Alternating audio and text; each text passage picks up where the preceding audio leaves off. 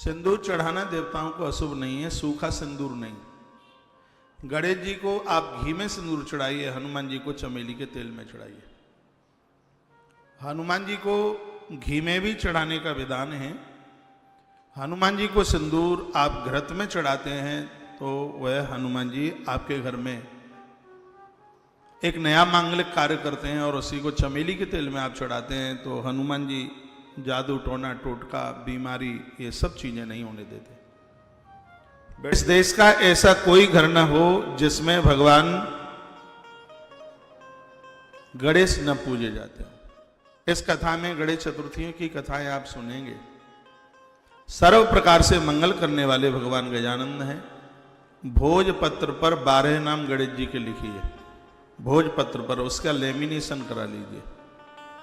सुबह पूजा में बैठते हैं तब रोज गणेश जी के ऊपर उस भोजपत्र को चढ़ाइए, शाम को उठा के अलग रख दीजिए, फिर रोज चढ़ाइए। ये 12 नाम 11 बार रोज चढ़ाए। इस ग्रंथ में लिखा है कि जो भोजपत्र पर 12 नाम लिखकर 11 बार गणेश जी को चढ़ाते हैं, गणेश जी हर मनौती को पूरा कर देते हैं। और ये वो बातें हैं जो हमने गणेश पुराण में आपको नहीं सुनाई। भोजपत्र बाजार में मिलता है, गोरोचन भी बाजार में मिलता है। गोरोचन से, बेलपत्र की डंठल से लिखिएगा या मोर पंख से, किसी आचार्य से, किसी गुरुदेव से, महापुरुष संत जनों से लिखवा लीजिए, आप अशुद्धि कर देंगे लिखने में। 12 नाम गणेश जी के। सुमुखशय गदंतस्य कपिलो गजकर्ण कहा, लंबो दृश्य विकटो विघ्ननाशो विनायक, धूम्रकेतु गणाध्यक्षो भाल चंद्रो गजानना, द्वादशैतानि नामानि या पटे शुण्यादवि।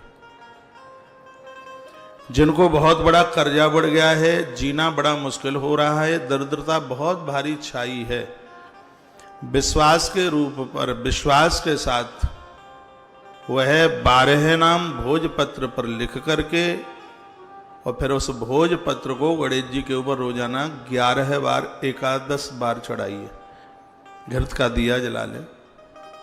भगवान गणेश आनंद कर देंगे। मंगल मूर्ति गणेश। इस ग्रंथ में तो ये लिखा है कि सर्वे सर्वा भगवान गजानंद है। सब देवताओं को तो गणेश से मिला है सब कुछ। इतनी अद्भुत ये कथा है। और इस कथा का शायद आज चौथा दिन है, तीसरा है, चौथा दिन है।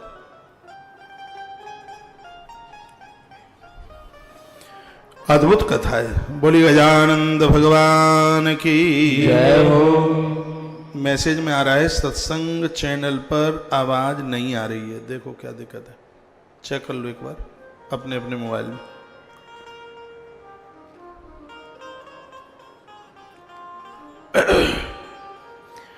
देवानां योगिनां चैव महर्षिणां महात्मनां व्रजामि शरणं नित्यं पुराण ज्ञान सिद्धये। वह है ऋषि। कल आप सुन रहे थे जो नेमिस की धरती पर बैठे। तीर्थ वरने चौपाइयां गाया करो संग। चौपाई तो ऐसे समझ लो जैसे हल्दी वाला दूध। हाँ, चौपाइयां तो ऐसे समझो जैसे सब्जी में मट्ठा के आलू।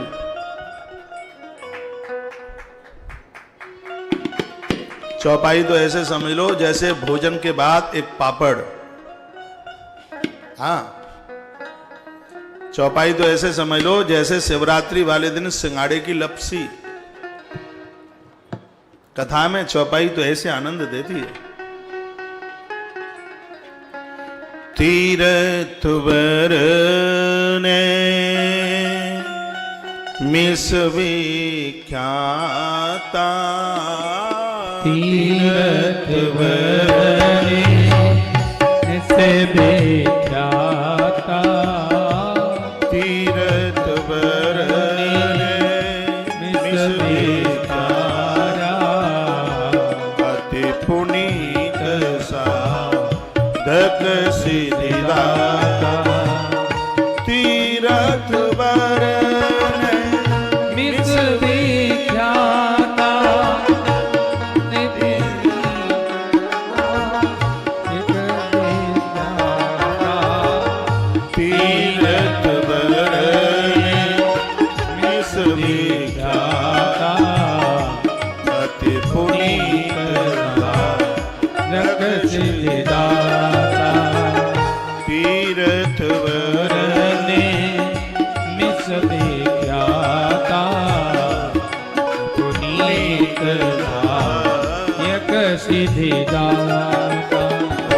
गजानंद भगवान की जय हो। ब्रह्मचारी संयमित लोग हनुमान जी को सिंदूर चढ़ाते हैं, हनुमान बहुत प्रसन्न होते हैं। माताएं गणेश जी को सिंदूर चढ़ाती हैं तो भगवान गजानंद बहुत प्रसन्न होते हैं। इसका अर्थ यह नहीं है कि पुरुष लोग गणेश जी को सिंदूर चढ़ाएं तो गणेश जी रूठ जाएं, ऐसा नहीं है। भगवान गणेश जी की पूजा माता शक्ति ने बहुत ज्यादा की, मां पार्वती ने गणेश को पूजन किया। गणेश चतुर्थी इत्यादि ये व्रत हैं, इसलिए माताएं ज्यादा करती हैं ना। गजानंद बहुत राजी होते हैं। जिस कथा को आप सुन रहे हैं, नेमिस की पावन धरती पर माता गोमती के किनारे 88,000 महात्माओं के बीच में महामती रोमहर्षण सूत जी पधारे, जिन्होंने 5 यज्ञों को होते हुए अपनी आंखों से देखा। देवानाम योगिनाम चैव महर्षिणाम महात्मना। नेमिस में वह महात्मा जो योगी है, इंद्रियों को जिन्होंने अपने बस में किया है। नेमिसारण्य शोभाम च पश्यम तत्र सुवेस्तमम्। नेमिस का विस्तार देख करके महात्मा खुश हो गए हैं, प्रसन्न हो गए। आज भी आप नेमिसारण्य में जाओगे, बहुत अच्छा लगता है। सर्दी वर्षा के समय पर तो वहां कांस भी फूल जाते हैं, पेड़ भी फूल जाते हैं, आने का मन नहीं करता, इतना सुहावना। वहां की विशेषता है कि वहां वृक्ष का कभी पतझड़ नहीं होता। पता नहीं वो पेड़ कौन सी किस्म के हैं, वहां के झुके हुए हैं। ऐसा लगता है कि आने वाले लोगों का ये सम्मान कर रहे हो, सुरैया की तरह खड़े नहीं, सब पेड़ वहां के ऐसे झुके हुए, बिल्कुल छतरी सी बनी हुई। और वो देखे हर पेड़ की छतरी बनी है। आपने मंदिरों में दिए जलते हुए देखे होंगे, लेकिन दुनिया का एक ऐसा तीर्थ नैमिषारण्य है जहां वृक्षों के ऊपर दिए जलते हैं, क्योंकि स्वयं नारायण ही वहां वृक्ष रूप में प्रकट हुआ है। दुनिया की इकलौती जगह है जहां हर पुराण को गाया गया है। सत्यनारायण भगवान की कथा पैदा हुई है वहीं से, नैमिषारण्य में पहली बार गाई गई है। स्कंद पुराण में सत्यनारायण भगवान की कथा है। स्कंद पुराण में नर्मदा पुराण है। अब आप ये कहेंगे कि आप तो जिस कथा को कहते हैं उसी की बड़ाई करते हैं। ये सब पुराण बड़ाई के लायक हैं, लेकिन स्कंद पुराण महाबड़ाई के लायक। जीवन का ऐसा कोई समाधान नहीं है जो स्कंद पुराण से छूटा हो। इसलिए तो इसमें 81,100 श्लोक है। जो आप अपने घरों में सत्यनारायण भगवान की कथा जो सुनते हैं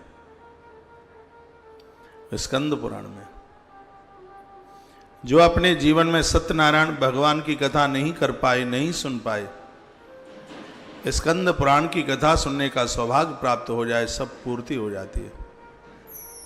ऐसा ग्रंथ है और हम बड़भागी हैं, भाग्यशाली हैं, भारी भाग्यशाली है। इस पवित्र व्यासपीठ से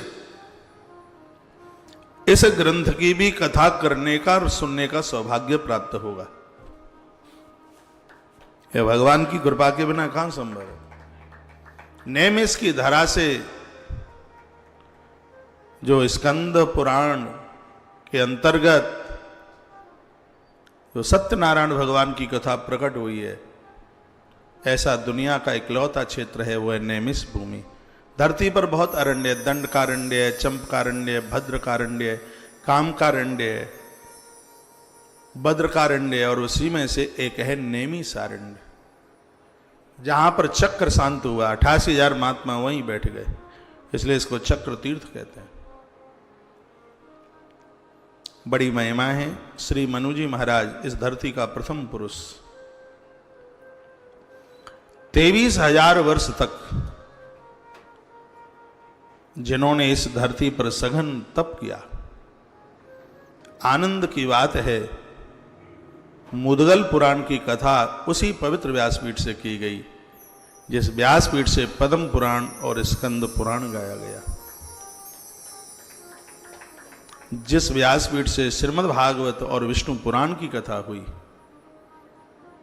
उसी व्यासपीठ से मुद्गल पुराण की कथा हुई है। अद्भुत कथा है। विनास्तेन यथा सूर्यो योगिनो वेद वेदिना तारका सर्व जंतु नाम सौनकाद्या सहर्षया। जैसे सूर्य दोपहर में कभी अस्त नहीं होता, उसकी ज्योति बढ़ती है, उसका प्रकाश दोपहर के समय में बहुत बढ़ता है। 1 बजे देखो, सूर्य के सामने आंख लगा के टकटकी लगा के नहीं देख सकते। जो 1 बजे की स्थिति, जो पोजीशन सूर्य भगवान की होती है, नेमी सारण में इन तपस्वी महात्माओं का तेज वैसा ही था। पंच यज्ञ में लगे हुए थे। कल मैंने जोर दिया है और आज एक बार फिर आग्रह कर रहा हूं, क्योंकि हर रोज नया श्रोता होता है, नए भक्त लोग होते हैं, रोज टाइम नहीं मिल पाता, तो कभी छूट जाती है, कभी सुन लेते हैं। तो हो सकता है आज कुछ नए हों। मैंने कल भी लिखा है, आज फिर मैं लिखा रहा हूं। 5 काम रोज कीजिए, एक भी दिन एब्सेंट मत कीजिए। क्या क्या है? ग्रंथ रोज पढ़िए तो ये ब्रह्म यज्ञ हो जाएगा। अंगारा जलाइए, उसमें घी चावल रोज डालिए। बहुत बड़ा हवन यज्ञ नहीं कर सकते। आज अखबार भर के आया है, एक इतने होशियार डॉक्टर ने, एम्स के डॉक्टर दिल्ली, उन्होंने अपनी स्पीच में, वो आज छापा है पेपर में, उन्होंने कहा है कि अब दवाई के ऊपर तो चलो ठीक है आपका भरोसा है, लेकिन उतनी सफलता नहीं मिल पा रही है। ऑक्सीजन लेवल बढ़ाने के लिए अपने अपने घरों में यज्ञ शुरू कर दो। एक पढ़ा लिखा आदमी बोला, वायरल हो रही है वो बात। अभी ये बालक रजत मुझे मोबाइल में, वो देखो, हनुमान जी को बोलो कि 3 बजे आना, अभी मंदिर में बैठ जाओ। क्या लगेगा? सब जगह वो अखबार की कटिंगें जा रही हैं, और हम तो सालों सालों से, हम तो 26 साल से बोलते हुए आ रहे हैं इस बात को। ऑक्सीजन लेवल कभी कम नहीं होगा, प्लेट्स कभी कम नहीं होंगी, ये धुआं पहुंचता रहेगा यज्ञ का। तो यज्ञ तो सबके घर में होना चाहिए, सबके घर में होना चाहिए। दूसरे धर्म वाले भी यदि घर में घी और चावल का धुआं करेंगे तो उन्हें भी फायदा मिलेगा, क्योंकि प्रकृति तो सबके लिए एक जैसी है। तो अपनी स्वस्थता के लिए इस पुराने कल्चर को अनुभव में ले लें तो बहुत ज्यादा ठीक रहेगा। हर ग्रंथ में यज्ञ की बात कही है, क्योंकि यज्ञ हमें स्वस्थ बनाता है। यज्ञ पर्यावरण की ताकत है। यज्ञ के द्वारा वृष्टि होती है, जल बरसता है तो वृक्ष हरे भरे होते हैं, फिर ऑक्सीजन हवा मिलती है, और हवा मिलती है तब आदमी स्वस्थ होता है, बीमारियां नहीं बढ़ती।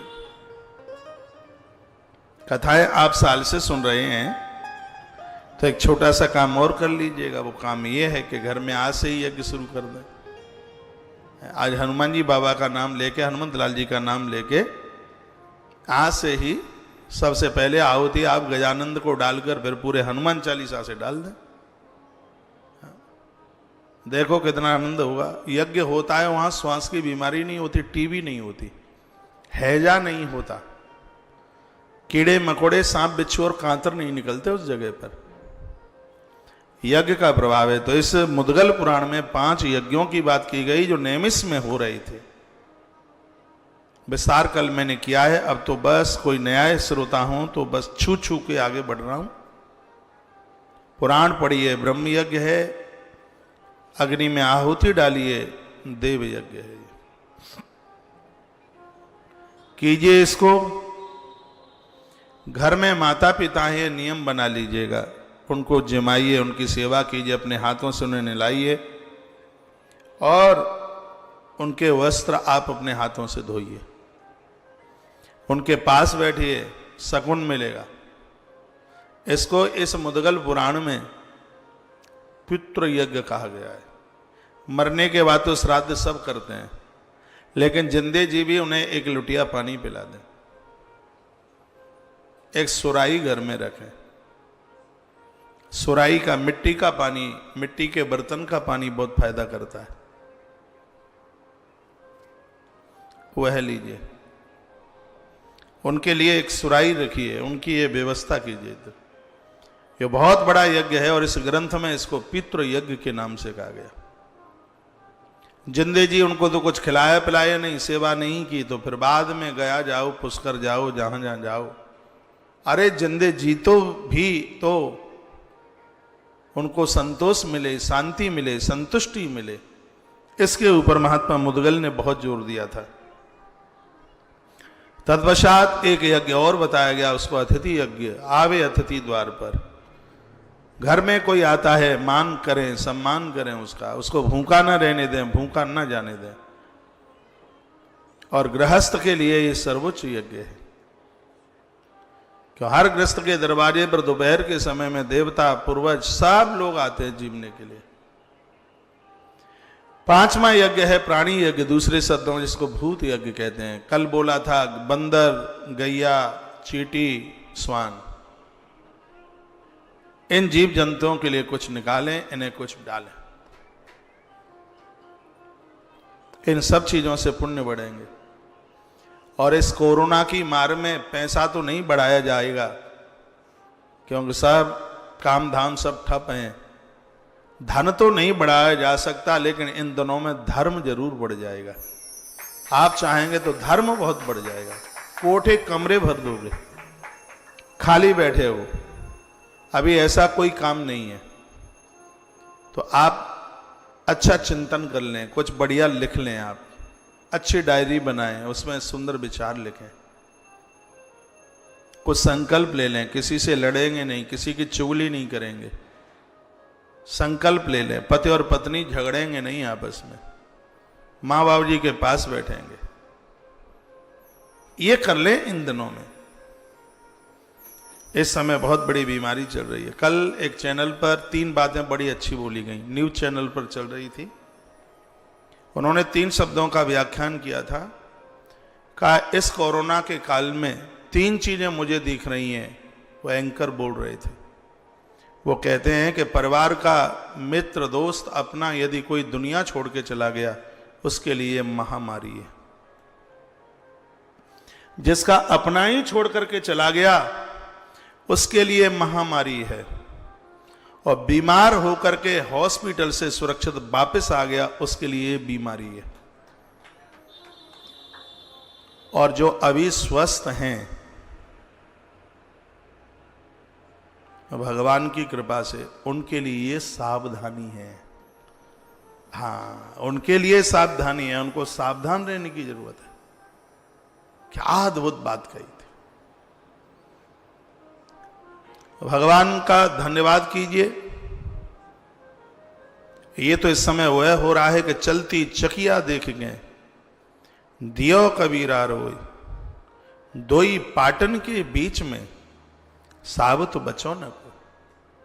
चक्की चल रही है, कबीर रो रहे हैं। पुत्र कमाल ने कहा, पिताजी क्यों रोते हो? का आटा पिस गया, गेहूं का दाना सब पिस गया, इसलिए रो रहा हूं। कमाल ने कहा, पिताजी चाकी का पट्टा उठवाइए। सो देखा तो कबीर हंस पड़े। पट्टे के बीच में जो आ गए थे, पिस के आटा बन गए। जिन्होंने कीले का सहारा ले लिया था, वो गेहूं के दाने जिंदे थे। संसार पिस रहा है, तकलीफ बहुत है। हम और आप सावधान रह करके परमात्मा के चरणों का सहारा ले लें, उनके चरणों से लटक जाएं, तो ही सुरक्षित रह सकते हैं। क्योंकि ईश्वर के चरणों से लटकने का मतलब क्या है? लड्डू गोपाल जी को छाती से लगा के बैठ जाएं कि बच जाएं, ये नहीं मैं बोल रहा हूं। तो फिर ईश्वर के चरणों से लटकने का मतलब क्या है? बुरा पिए नहीं, बुरा खाएं नहीं, ये भगवान के चरणों से लटकना है।